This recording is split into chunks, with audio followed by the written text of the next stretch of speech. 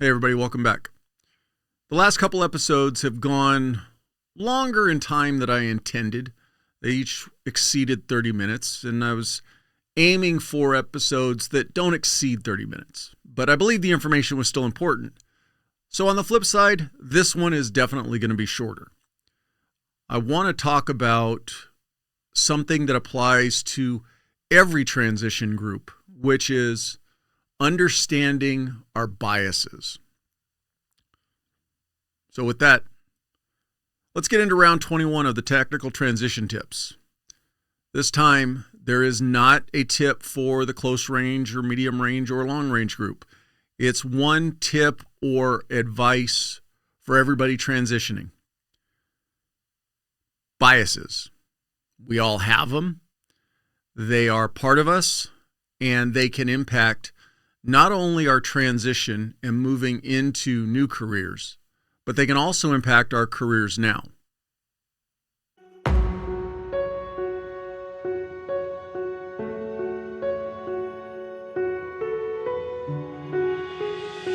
When you transition out, is try to model all of the good things, the discipline, the structure, that little bit of rigidity into your everyday life. And I think that that's a great way to make that transition happen, man. Figuring out who you are, not what you did.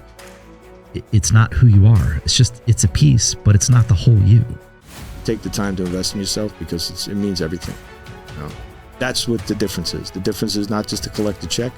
It's to live 25 years, 30, 40 years after you retire and pay it forward that way.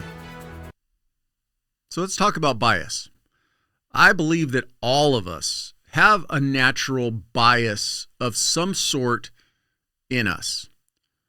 If you've been in these careers for any length of time, I would imagine whatever biases you have maybe even been potentially driven in harder, or maybe you've had experiences which pulled you away from them. But they're inside of us all, and we need to understand how they impact us. But most importantly, I believe we just need to understand our biases. I recently found out that Harvard has an implicit bias testing process that I want to show you the website and encourage you to go in and take the tests yourself. So all you need to do is go to a Google search and type in Harvard implicit bias. From there, you will get a result, as you see on the screen, but it is a testing process through Harvard University. Come down to the bottom, and I want to proceed. And what you'll find is there are numerous tests that you can learn what your natural biases. God, I don't know what the right word is. And it's everything from religion to obviously race, but also, do you have a bias towards weapons? Do you have a bias towards old people? Do you have a bias towards transgender people? Where I believe this information is beneficial not only to somebody transitioning right away, maybe you're, like I said, you're in that close range group, you're less than a year away, you're going to be transitioning into the workforce. It's good to know where your biases lay right now, because many of these groups are going to be who you're going to work with in whatever job you transfer to. We operate in a nice little bubble in the first responder and veteran community. And we have oftentimes a lot of like-minded people. So maybe our bias isn't as pronounced. So learn where your biases are naturally. And if you get a result that is shocking to you or points in a less favorable direction to a given group, Just understand that that's your natural tendency and be more aware of it. And when you're making your transition from these careers and entering into the workforce, understand yourself a little bit better and what are your natural tendencies when you're going to be working with or interacting with a particular group of people. If you're in that medium range group, you've still got a few years left on this side and you're looking to move to that next side, get a better idea of where your bias is today and maybe start working on improving it, working better with it. Maybe this might be an indicator of some of your aggravation on a daily basis. Maybe it's not necessarily events that are occurring, but maybe it's a natural bias towards a given group of people. They're not going away. Whatever group it is, you need to learn how to interact better with them so that you can be more successful in your transition and in your career moving forward. For the group that's got the longest to go, where you're looking at a decade or more, start understanding where your bias is today and look and maybe take this test on a reoccurring basis, maybe once a year, to see if anything is changing. That's assuming that it's available. I don't know how long it's going to run for.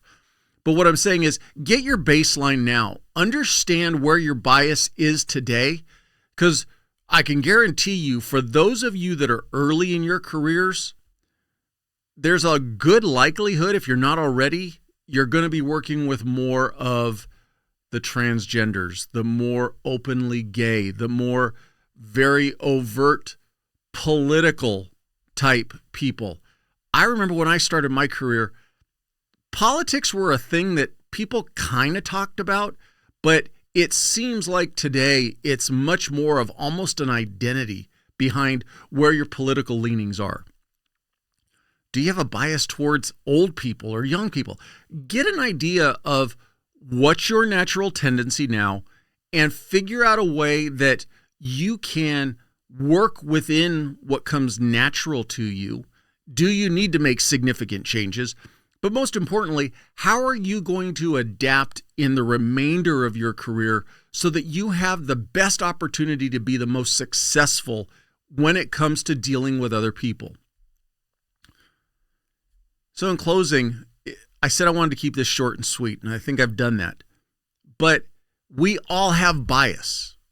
It's in us.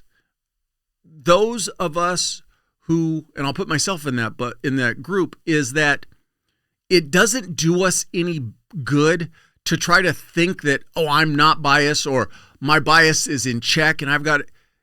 Go test yourself. Find out if you have a natural tendency towards whatever it is. And then, is it something that you actively need to work on changing? Is it something that you actively just need to acknowledge in yourself? And when you do interact with that group, go out of your way or do those little things that try to put that bias in the background and treat the people the way they need to be treated or that they want to be treated. I'm not making this a tit for tat type deal. I'm saying you need to control yourself. There's a lot of other people in this world that we can't avoid them. They are going to be the people that we're working with, the people that we're interacting with, the people that are coming to us for our business. And we need to be able to interact with them in the most positive, professional, and beneficial way possible so that we enhance our careers, enhance our opportunities for careers, and enhance our ability to not put ourselves in situations that could bring us trouble. So with that, I hope you enjoyed this episode. I encourage you to just challenge yourself and take these tests, see where you end up. As always, please share the podcast with anybody who you think might enjoy it. I'd love a follow, a subscribe. Comments are really appreciated. Let me know what you like, what you don't like. I can't make changes unless you tell me about it. With that, I'll see you on the next one.